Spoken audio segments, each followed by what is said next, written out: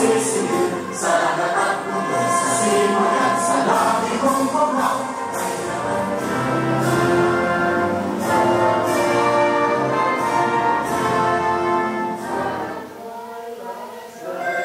So we can achieve the goal and purpose of this meeting. We pray to send the Holy Spirit to enlighten our minds so we can participate in a healthy discussion, ask smart and intelligent questions for the benefit of our organization. This we ask in the name of Jesus. Amen. Ang atong pagkaroon, doon kita ay mga panel parehan ni Richie at mga ex-president. Si Director Bangka, ang kaduang presidente sa Samnay, si Jose Anchita. Kung doon naman problema, gustong pangutanon, inyong i-direct, kung kinsa yung i-direct, ako ba? Ito ni Ren, o dito sa dua kabay president.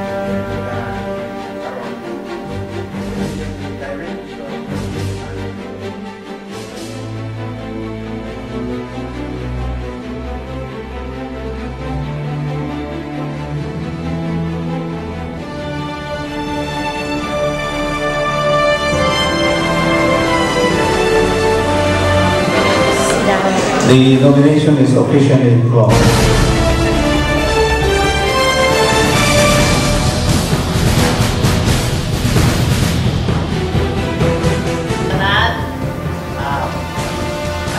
I'm Salvic Ramirez Saavedra from Santa Isabel, Bacolod City. The reason daw ko nung budagan ko is I want to be busy and to help others, and I want to be with people. Ano ba natin activity ba? Mag-apil-apil ta? Hello, ganito na rin ito lang. Kauban akong membro sa Samnay. Okay, katungwa pa kailan ako. Ang akong ngalan no? Nag-isor kong Panginoong naman. Tarcisio Acopiano Ganados. Pero itawag ko Tari. Mauna o magtanong ka rin muna. Tari lang. Nangyari, gawa may Tari na din. By the way, I'm from Lapitan City. Rizal Park, Lapitan City. Okay, I'm running for external vice president. Okay, may hapon rin yung tala. I'm Hapon. I'm Lulu Indonto Jamolod. Nalimta ni Mami ganiha ako ang family rin sa kumbana.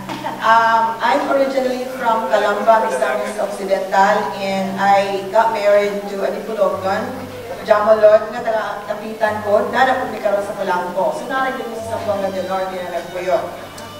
I've been a member of Mutya Siren Jesus way back 1991 till I think right now. 1 year. Pero may manigay, may vote buying din. One thing for sure, wala ka. O bayo ka, tuntuhan ka, o naapoy, yung election, hindi daw. Alam na po na, pero wag ko kumapit isukan. Amot lang karon. Anyway, I'm here to serve you. Naisgot ko bayo kay tunay mga kapulungan diri sa Illinois o sa ubang states na maayon silang output na nahimo na nadala sa ato. So,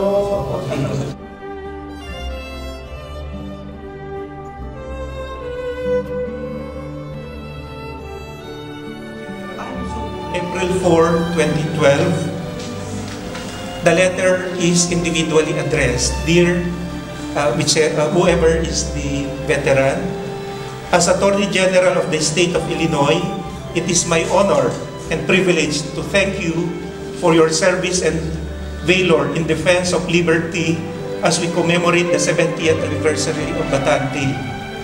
70 years ago, Americans and Filipinos stood together against tyranny. Your courage, valor, and sacrifice helped preserve the liberties and freedoms we are so blessed with today. While decades have passed, since your service, the importance of your contribution has not faded.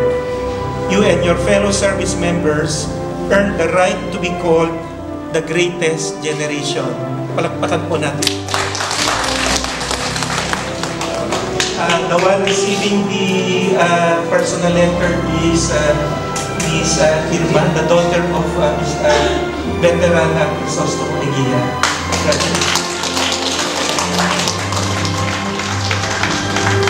The one receiving is the daughter.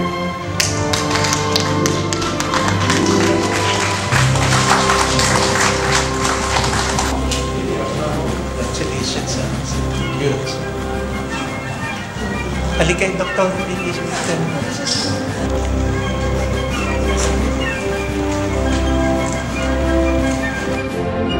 First for 2013 to 2014.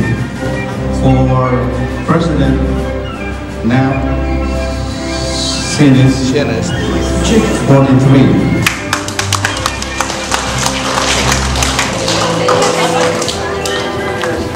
Hopefully, I can serve you better and better than the past president. That is my plan. So, with your help, we will make it.